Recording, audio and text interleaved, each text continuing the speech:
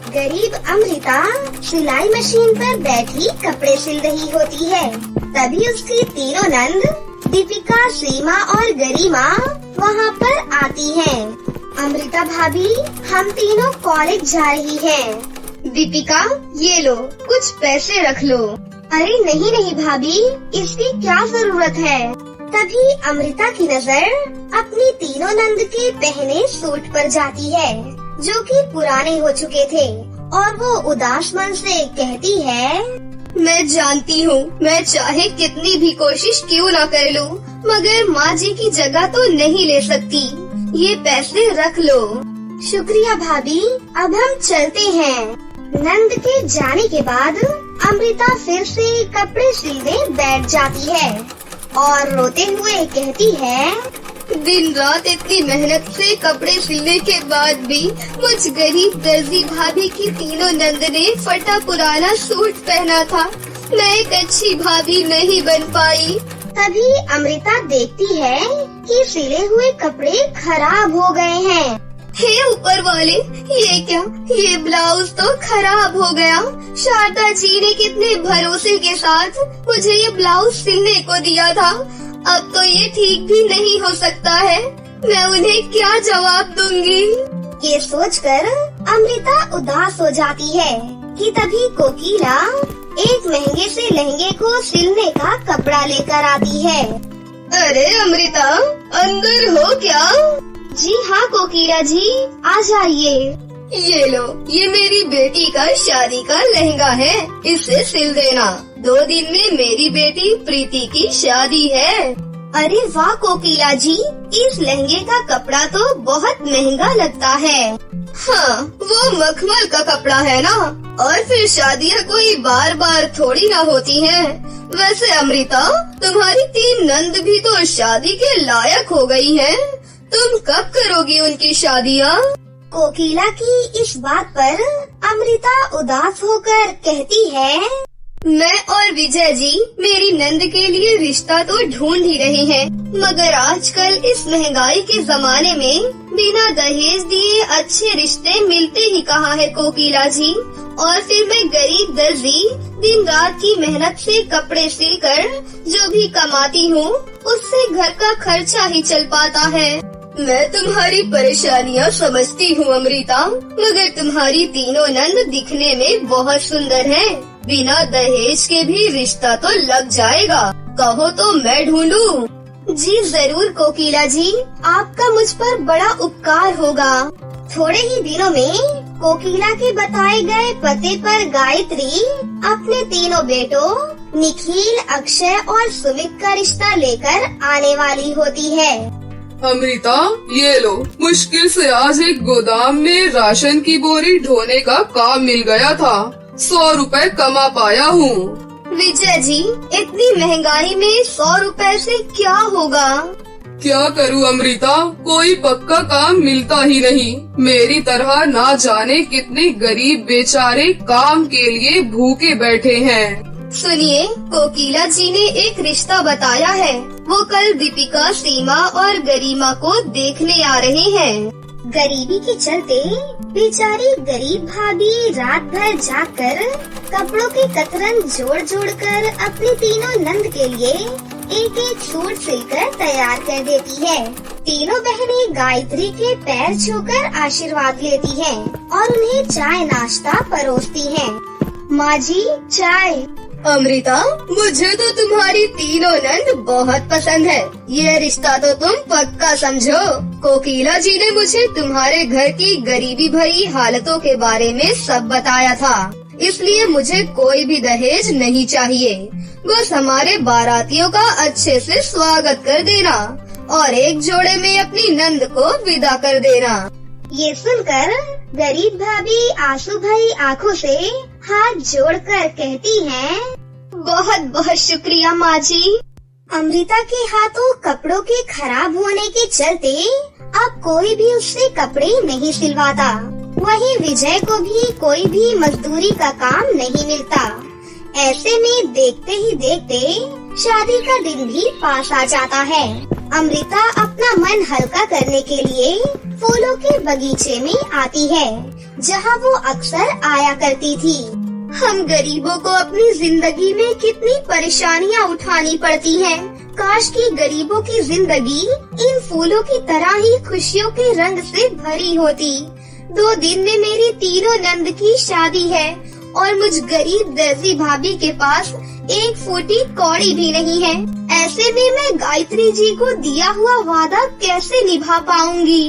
तभी अचानक अमृता की नजर बगीचे के बीच रखी एक लाल पोटली पर पड़ जाती है।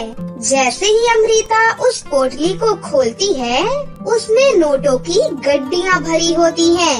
इतने सारे पैसे भला यहाँ पर कौन छोड़ गया है? उस इंसान ने ये पैसे कितनी मेहनत से कमाए होंगे। मुझे यहीं बैठकर उसका इंतजार करना चाहिए। अमृता वो पोटली लेकर वहीं पर बैठी रहती है कि तभी उसकी आंख लग जाती है और वो सपना देखती है, जहाँ एक सुंदर सी परी उससे मिलने आती है। अमृता, ये धन मेरी तरफ से तुम तोहफा समझो, क्योंकि तुम्हारी वजह से इस जंगल के बगीचे में ये जान है और ये रंग बिरंगे फूल खिले हैं, इसलिए ये पैसे तुम्हारे हैं। इसी के साथ अमृता की आँख खुल जाती है और वो पैसे लेकर घर वापस आ जाती है। भाभी, कहाँ चली गई थी आप? सुबह से आपने कुछ भी नहीं खाया है। अरे मेरी प्यारी नंद, शादी के घर में ऐसी भाग दौड़ी तो लगी ही रहती है। 2 दिन बाद तुम तीनों अपनी इस गरीब दर्जी भाभी के घर से डोली में बैठकर विदा हो जाओगी। फिर कौन खाना लेकर मेरे पीछे पीछे आएगा? अपनी गरीब दर्जी भाभी की ये बात सुनकर उसकी तीनों नंद का दिल भर आता है। उन पैसों से अमृता बड़े ही अच्छे तरीके से शादी का टेंट लगवाती है। उसी दिन से हल्दी मेहंदी की रस्में भी शुरू हो जाती हैं। देखिए विजय जी, मेरी तीनों नंद आज कितनी खुश लग रही हैं। मैंने तो सपने में भी नहीं सोचा था कि उनकी शादी इतनी अच्छे से कर सकूंगी। शादी के टेंट से लेकर बैंड बाजे वाले से लेकर हलवाई भी सब कर लिया है।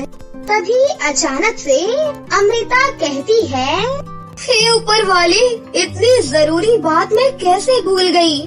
मैं अपनी तीनों नंद के लिए शादी का जोड़ा तो खरीद ही नहीं पाई और अब तो पैसे भी बहुत थोड़े बचे हैं। बचे हुए थोड़े से पैसों को लेकर ही गरीब भाभी एक लहंगे के शोरूम में आती है, जहां उसे अपनी तीनों नंद के लिए 3 सुंदर से लहंगे पसंद आते हैं। ये लहंगे तो बड़े ही सुंदर हैं। इसे पहनकर तो मेरी तीनों नंद लाखों में एक लगेंगी। सुनिए भाई साहब, ये शादी के लहंगे कितने के हैं? एक लहंगा 30,000 का है, तो 3 लहंगे 90,000 के होंगे। 90,000? इतने पैसे तो मेरे पास अभी नहीं है। देखिए भाई साहब, कल मेरी तीनों नंद की शादी है और मुझे ये शादी का जोड़ा खरीदना है, ताकि मैं उन्हें थोड़ी खुशी दे सकूं। बड़ी उम्मीद से मैं यहाँ आई हूँ। मैं एक दर्जी हूँ। ये लहंगे मुझे थोड़े सस्ते में दे दीजिए, बदले में मैं आपकी दुकान के लिए कपड़े सिल दूंगी। ये सुनकर खड़ूस घमंडी दुकानदार अमृता को धक्के मारकर वहाँ से बाहर निकालते हुए कहता है, ये फुटपाथ का चलता फिरता ठेला नहीं है, हाई फाई शोरूम है। इतना महंगा लहंगा खरीदने की तेरी औकात नहीं है, भाग यहाँ से। इतनी जिल्लत झेलने के बाद अमृता रोते हुए एक बाजार में आ जाती है, जहाँ पर बैठकर कुछ गरीब व्यापारी कपड़ों के टुकड़े बेच रहे होते हैं। 50 रुपए मीटर, 50 रुपए मीटर। लहंगे का मखमली कपड़ा गोटा मोती 50 रुपए मीटर, 50 रुपए मीटर। मैं तो खुद एक दर्जी ही हूँ। अपनी तीनों नंद की शादी का जोड़ा मैं खुद ही सिल सकती हूँ। शुक्रिया ऊपर वाले, मुझ गरीब दर्जी भाभी को ये रास्ता दिखाने के लिए। लहंगा बनाने का सामान लेकर गरीब भाभी घर पर आ जाती है और रात भर जागकर अपनी तीनों नंद के लिए आंखें गड़ाकर शादी का जोड़ा तैयार करती है, जिस वजह से उसका हाथ कई जगह जख्मी भी हो जाता है। शादी के दिन सुबह अमृता अपनी तीनों नंद को लहंगा देते हुए कहती है, दीपिका, सीमा, गरिमा, ये लो तुम्हारी गरीब दर्जी भाभी की तरफ से तुम तीनों की शादी का जोड़ा। अरे वाह अमृता भाभी, ये शादी का जोड़ा तो बड़ा ही सुंदर है। हाँ भाभी, ये लहंगा तो बड़ा ही महंगा लगता है। भाभी, आपने पहले ही हमारी शादी में इतना खर्चा किया है। गरिमा, ये लहंगा मैंने खरीदा नहीं, बल्कि तुम तीनों की शादी का ये जोड़ा मैंने अपने हाथों से सिला है। चलो अब जल्दी से तुम तीनों ये शादी का जोड़ा पहनकर तैयार हो जाओ, बारात बस आती ही होगी। आखिर में वो गरीब दर्जी भाभी अपने हाथों से सिले हुए शादी के जोड़े में अपनी तीनों नंद को मंडप में लाकर बिठा देती है, जहाँ उनकी शादियाँ गायत्री के तीनों बेटों से हो जाती है। विदाई के वक्त अमृता की तीनों नंद उसके गले लगकर बहुत रोती हैं। भाभी शुक्रिया, आपने हम तीनों का माँ से भी ज्यादा ख्याल रखा और आज हमारी शादियाँ भी की। अपना और भैया का ख्याल रखना भाभी। तुम भी अपना ख्याल रखना। भगवान तुम तीनों को हर खुशी दे। जाओ मेरी प्यारी नंद। अमृता ने अपनी तीनों नंद के लिए सिले सुंदर से शादी के जोड़े के बाद से उसे बहुत सारे लहंगे सिलने के ऑर्डर्स आने लगते हैं, जिसके बाद बहुत जल्द अमृता अपने हाथों के हुनर और मेहनत से अपनी गरीबी भरी जिंदगी को बिल्कुल ठीक कर लेती है। कावेरी सिलाई मशीन पर कपड़े सिल रही होती है, तभी अमीर जानकी वहाँ पर आती है। अरे जानकी जी, आइए ना। मेरे दिए हुए कपड़े सिल गए हैं क्या? जी हाँ, सिलकर तैयार हैं। एक बार फिर भी आप फिटिंग चेक कर लीजिए। अरे कावेरी, तुम जैसे दर्जी के हाथों के सिले हुए कपड़े को क्या चेक करना, बहुत ही बढ़िया ब्लाउज बनाए हैं तुमने। ये लो पैसे। वैसे मैं बताना भूल गई थी कि मेरी बेटी पाखी की शादी तय हो गई है और उसकी शादी का लहंगा भी तुम्हें ही सिलना है। वैसे कावेरी, तुम भी अपनी पांचों नंद के हाथ पीले कर दो। समय बहुत खराब है, लड़कियों की शादियाँ ठीक समय पर कर देनी चाहिए। अच्छा, अब मैं चलती हूँ। जी अच्छा, पता नहीं मेरी पांचों नंद हैं कहाँ। कावेरी अपनी नंद को ढूंढते हुए झोपड़ी के बाहर आंगन के बगीचे में आती है, जहाँ पीहू, रीनू, शिखा, मोहिनी और काजल फूलों से बातें कर रही होती हैं। मोहिनी, काजल, देखो ये गुलाब का फूल कितना सुंदर लग रहा है। हाँ पीहू, सचमुच ये गुलाब कितना सुंदर है। काश जिंदगी भी इतनी अच्छी होती, क्योंकि जिस गरीबी में हम जी रहे हैं उसमें बस ये एक फूलों का बगीचा ही तो है, जिसमें रंग बिरंगे फूलों को मिला हुआ देखकर हमें थोड़ी बहुत खुशी मिलती है। ये कहते कहते पांचों की आंखों में आंसू आ जाते हैं। अपनी नंद की आंखों में आंसू देखकर उनकी गरीब भाभी भरी आंखों से कहती हैं, पता था मुझे कि तुम पांचों यहीं होगी। अरे कावेरी भाभी, आप? तुम पांचों यहाँ बगीचे में बैठी बातें बना रही हो और वहाँ तुम्हारी भाभी के पेट में भूख के मारे चूहे पकड़म पकड़ाई और खो खो खेल रहे हैं। ये सुनकर पांचों मुस्कुराती हैं। इसके बाद नंद भाभी एक साथ मिलकर खाना खाती हैं और कावेरी फिर से कपड़े सिलने के लिए बैठ जाती है। हे भगवान, मैं तो भूल ही गई थी। थान का कपड़ा और गोटी खरीदने बाजार जाना था मुझे। अपनी नंद को बोलकर कावेरी थान का कपड़ा लेने बाजार आ जाती है, जहाँ बाजार में उसे अपनी पड़ोसन मिलती है, जो उसे देखते ही बातें बनाने लगती है। देख लो मोरनी, जिसकी पाँच जवान नंद घर में बैठी हैं, उसकी भाभी सारे बाजार में मटर गश्ती कर रही है। अगर आज उन बेचारी बच्चियों के माँ बाप जिंदा होते तो कब की उनकी शादी कर दी होती। आजकल भाई भाभी कहाँ किसी नंद के सगे होते हैं। उन औरतों के तानों भरी बातें सुनकर गरीब कावेरी बोझ भरे मन से घर वापस आती है और रात में अपनी नंद के लगाए फूलों के बगीचे में फूट फूट कर रोती है।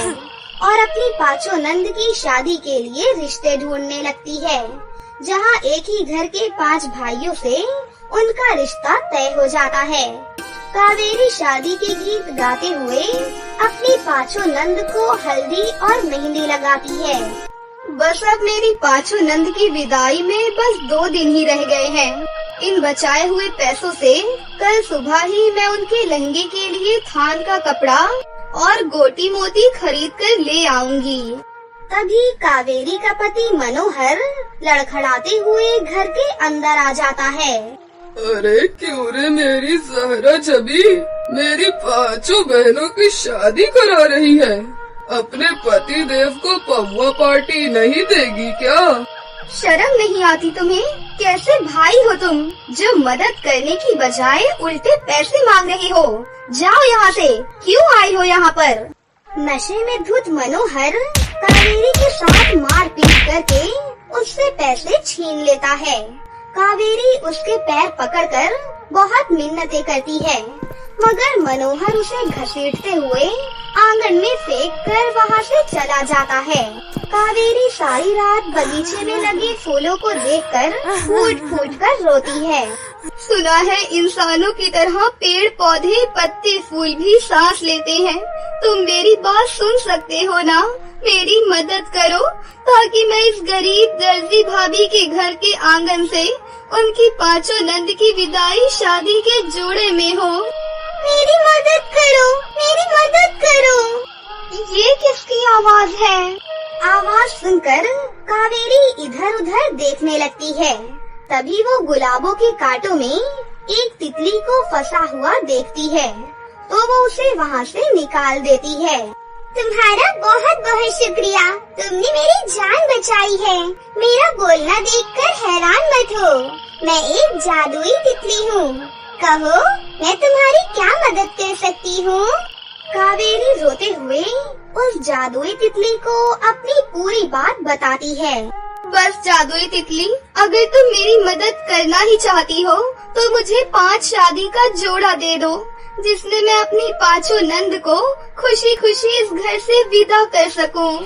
ये सुनकर जादुई तितली हर फूलों के डाल पर मंडराती है, जिससे सभी फूलों की डालियों में एक चमकीली सी चमक फैल जाती है और सारी कलियां खिलकर बहुत सारे फूल बन जाते हैं। मैंने तुम्हारे इस फूलों के बगीचे को जादुई बगीचा बना दिया है। अब इस बाग में खिलने वाले फूलों की खुशबू कभी भी खत्म नहीं होगी और ना ही वो फूल कभी बासी होंगे और वो ना ही मुरझाएंगे। शुक्रिया जादुई तितली। देखना, अब ये गरीब भाभी अपनी 5 नंद की विदाई के लिए इन फूलों से बहुत ही सुंदर लहंगा सिलेगी। फूलों में जादू डालकर वो तितली वहाँ से गायब हो जाती है और कावेरी जल्दी जल्दी ढेरों फूलों को तोड़कर अंदर ले आती है। अच्छा हुआ मैंने लोगों के कपड़े सिलकर बचे हुए कतरन को इकट्ठा करके रखा था। अब फूलों का लहंगा सिलने में ये कतरन ही मेरे काम आएंगे। बेचारी गरीब भाभी सारी रात जागकर कतरन से एक लहंगा सिलती है और फिर जादुई फूलों से महकते हुए फूल से उसे सजा देती है, जिससे फूलों का वो लहंगा बहुत ही खूबसूरत लगने लगता है। अरे, मुझे ये फूलों का लहंगा बहुत ही खूबसूरत लग रहा है। लड़कियों को ये फूलों वाला लहंगा पसंद तो आएगा ना? ये फूलों वाला लहंगा अपनी नंद को दिखाने के बाद ही आगे मैं और लहंगा सिलूंगी। अगली सुबह कावेरी फूलों वाला लहंगा अपनी नंद को लाकर दिखाती है।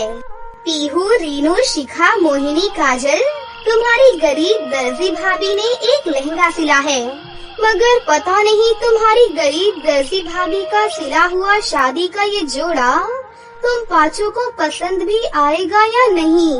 ये देखो। फूलों से सिला हुआ लहंगा देखकर वो 5 नंद बहुत खुश होती हैं। अरे वाह कावेरी भाभी, ये फूलों का लहंगा तो कितना सुंदर है और इस लहंगे के फूलों में से कितनी सुगंधित खुशबू आ रही है, जिसकी रात रानी के फूलों से घर आंगन महक उठता है। मुझे लगा था ये फूलों का लहंगा तुम्हें पसंद नहीं आएगा, क्योंकि ये मखमल के कपड़ों से सिला महंगा लहंगा नहीं था। भाभी, हमें ये लहंगा बहुत पसंद है क्योंकि इसमें हमारी माँ जैसी भाभी का प्यार है। इससे खूबसूरत शादी का जोड़ा हमारे लिए हो ही नहीं सकता है। इसके बाद कावेरी आंगन में आती है जहाँ रात भर में ही हजारों फूल खिले हुए होते हैं। उनसे कावेरी अपनी पांचों नंद के लिए खूबसूरत अलग अलग डिजाइन के लहंगे सिलती है और पूरे गांव को अपनी पांचों नंद की शादी का न्योता देती है। देखते ही देखते शादी का दिन आ जाता है और पांचों नंद फूलों के लहंगे में तैयार होती हैं। जिसके बाद कावेरी उन सभी के लिए फूलों से ही गहने बनाकर उनके पास आती है। अरे कावेरी भाभी, आप आइए ना। वो मैंने तुम पांचों के लिए फूलों से लहंगे गहने ये सब बनाए हैं। माफ करना मेरी प्यारी नंद, मगर तुम्हारी गरीब दर्जी भाभी की इतनी हैसियत नहीं और ना ही इतने पैसे हैं कि मैं तुम पांचों के लिए सोने के गहने बनवा पाती। लड़की की शादी सिर्फ एक बार होती है, पर मैं तुम पांचों की कोई भी ख्वाहिश को पूरा ही नहीं कर पाई। ऐसा कहते हुए गरीब दर्जी भाभी की आंखों में आंसू झलक आते हैं। तभी काजल और शिखा उसके आंसू पोंछती हैं। भगवान के लिए ऐसा मत कहिए भाभी। माँ बाप जी के जाने के बाद सभी रिश्तेदारों ने हमसे मुंह फेर लिया था। भैया के होते हुए भी आपने हम पांचों की भूख मिटाने के लिए आपने दिन रात कपड़े सिले और खुद भूखे रहकर आपने अपना निवाला भी हम पांचों नंद को खिला दिया। आपने हमारे लिए बहुत किया है भाभी और ये शादी का जोड़ा हमारे लिए खास है। उस लम्हे में नंद भाभी के आंसू बहते जा रहे थे। इसके बाद कावेरी अपनी पांचों नंद को शादी के मंडप में लाती है। फिर पांचों का कन्यादान भी करती है। शादी में आए हुए सभी मेहमानों की नजरें भाभी के सिले हुए फूलों के लहंगे पर ही थी। उस गरीब दर्जी भाभी ने खुशी से अपनी पांचों नंद की विदाई करके उन्हें ससुराल भेज दिया। वहीं अब उनके पास फूलों से लहंगे सिलने के ऑर्डर्स आने शुरू हो गए। कैसी हो कावेरी? आइए न जानकी जी।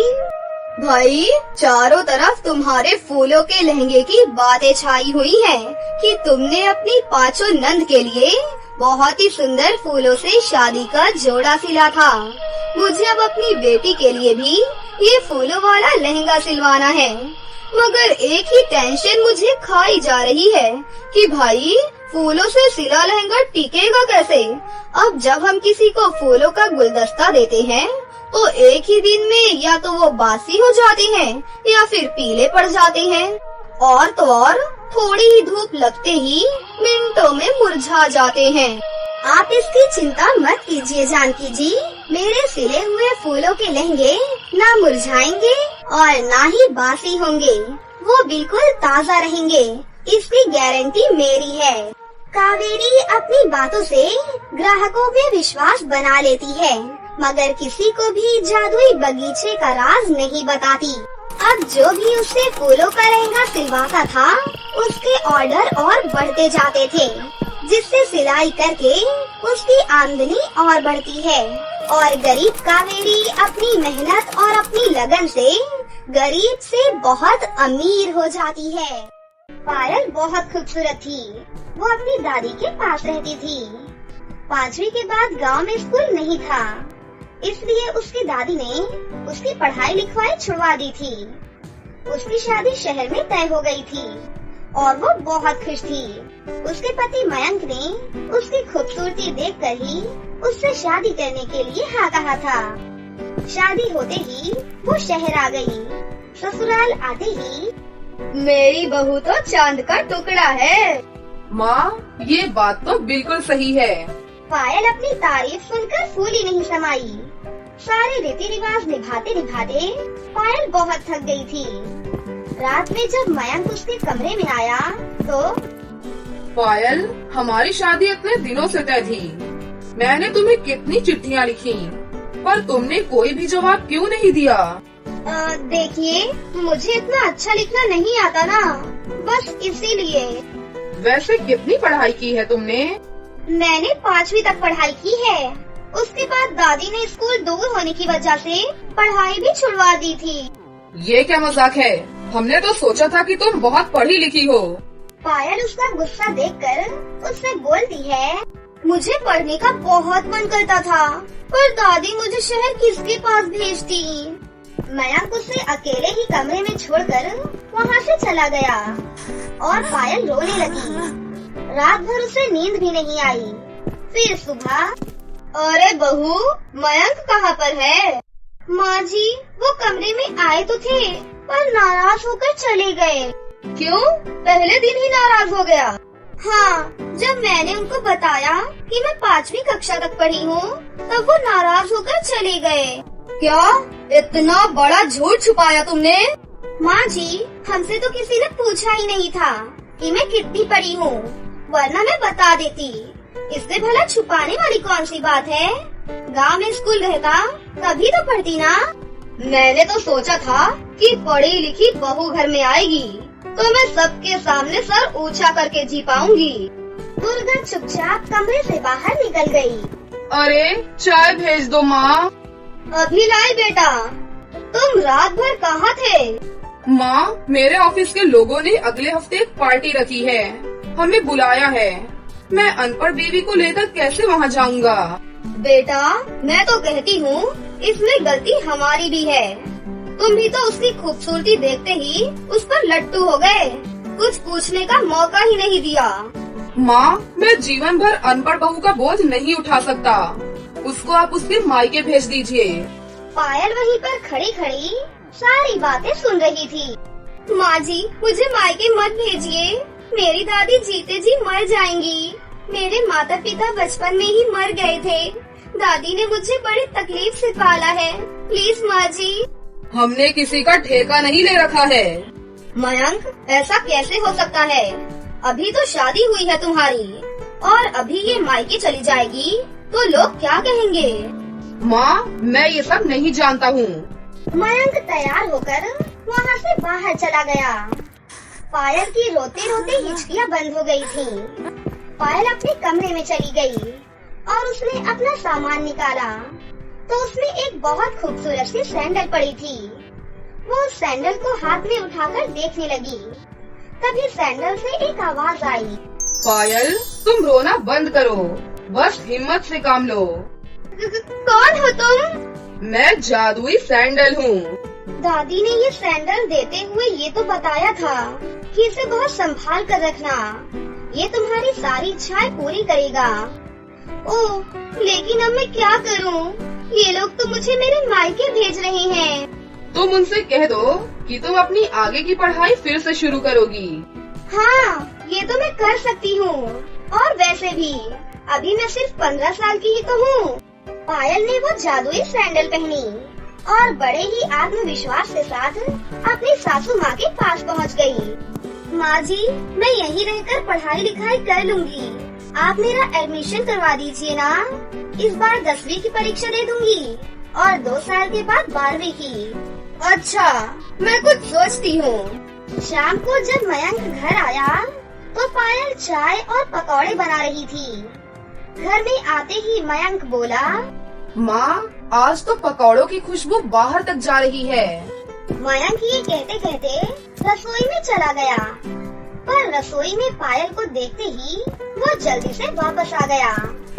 पायल चुपचाप पकौड़े और चटनी लेकर आ गई, लेकिन मयंक ने पकौड़े की प्लेट उठाकर जमीन पर फेंक दी। पायल ने झटपट सारे पकौड़े उठा लिए और जल्दी से रसोई में चली गई। तभी मयंक की माँ वहाँ पर आ गई। मयंक, उस दिन माँ बाप की बच्ची ने इतने प्यार से पकौड़े बनाए हैं और तुमने फेंक दिए। माँ, मेरी पूरी जिंदगी बर्बाद हो गई। मुझे गुस्सा तो आएगा ही ना। पहले चाय पी लो, फिर कोई समाधान निकालने की कोशिश करते हैं। समाधान? हाँ, समाधान। बहू, चाय ले आओ बेटा। पायल रसोई में खड़ी खड़ी थर-थर काँप रही थी। जैसे ही माँ जी ने आवाज दी, वो चाय लेकर जल्दी से आ गई। मयंक ने उसकी तरफ देखा तो उसे उस पर तरस आ गया। माफ करना पायल, मुझे बहुत गुस्सा आ गया था। ले आओ, मैं तुम्हारे पकौड़े जरूर खाऊंगा। पायल के चेहरे पर मुस्कान आ गई। पायल ने फटाफट पकौड़े की प्लेट लाकर वहाँ पर रख दी। अपनी भी चाय यहीं ले आओ। नहीं, मैं चाय नहीं पीती, मैं सिर्फ दूध पीती हूँ। तुम तो सचमुच बच्ची ही हो। अच्छा पकौड़े तो खा लो। पायल अपनी प्लेट में पकौड़े डालकर ले आई। सबने बैठकर पकौड़े खाए और माहौल थोड़ा हल्का हो गया। पायल आगे पढ़ना चाहती है, इसका एडमिशन करवा देते हैं। मयंक हैरानी से अपनी माँ की तरफ देखने लगा। अरे माँ, ये बात मेरे दिमाग में क्यों नहीं आई? पायल, क्या तुम आगे पढ़ना चाहती हो? हाँ, मैं पढ़ना चाहती हूँ। ठीक है, कल ही मैं तुम्हारा एडमिशन करवाने चलूँगा। पायल बहुत खुश हुई। खटखट सैंडल खटखटाते हुए उसने सारे बर्तन उठाए और रसोई में बर्तन रखकर अपने कमरे में चली गई। फिर सैंडल उतार दी और सैंडल से बोली, ओ सैंडल, तुमने तो मेरी सारी समस्या को हल कर दिया। पायल, तुम जहाँ भी जाना मुझे पहन कर ही जाना, तुम्हारी सारी समस्या हल हो जाएगी। ओह, ये तो बहुत अच्छा है। पायल कमरे से बाहर आई और उसने अपनी सास से कहा, माँ जी, आज खाना मैं बनाऊंगी। ठीक है बेटा, आज तुम ही बनाओ खाना। पायल के हाथ में तो जादू था। उसने इतना अच्छा और स्वादिष्ट खाना बनाया कि सब उंगलियां चाटने लगे। बहू, तुमने इतना अच्छा खाना बनाना कहाँ से सीखा है? माँ जी, मुझे खाना बनाने का बचपन से ही बहुत शौक है। पायल तो समझ गई थी कि ये सब इसी जादुई सैंडल का जादू है, वरना उसे तो खाना बनाना भी मुश्किल से ही अच्छा लगता था। फिर दूसरे दिन, पायल, ये ड्रेस पहनकर स्कूल चलो, मैं तुम्हारा एडमिशन करवाने जा रहा हूँ। पायल ने ड्रेस पहनकर सैंडल पहनी और कमरे से बाहर आ गई। अरे वाह, तुम तो बिल्कुल कक्षा 10 की विद्यार्थी लग रही हो। चलो। पायल स्कूल गई तो थोड़ी सी आनाकानी के बाद प्रिंसिपल ने कुछ जरूरी कागजात देकर उसको एडमिशन दे दिया। मयंक हमेशा अलग कमरे में सोता था। पायल बहुत दुखी रहती थी, पर वो दिन रात मेहनत करती, दुर्गा के साथ काम भी करती, स्कूल भी जाती और पढ़ाई भी करती, लेकिन जादुई सैंडल की वजह से वो बिल्कुल भी नहीं थकती थी। 3 साल बाद जब उसकी 12वीं का रिजल्ट आया तो वो पूरे स्कूल में प्रथम आई थी। माँ जी, मैंने अपने पूरे स्कूल में प्रथम स्थान प्राप्त किया है। मेरी बहू बहुत होशियार है।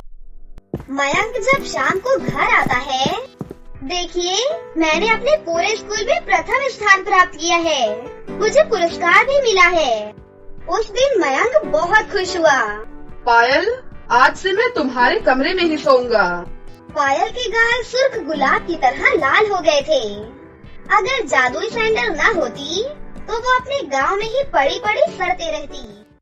तो दोस्तों, कैसी लगी आपको हमारी ये कहानी? अगर आपको हमारी कहानी अच्छी लगी हो तो इसे जरूर लाइक करें, साथ ही हमारे चैनल को सब्सक्राइब भी कर लें और बेल आइकन को दबाना ना भूलें। मिलते हैं अगली वीडियो में। धन्यवाद।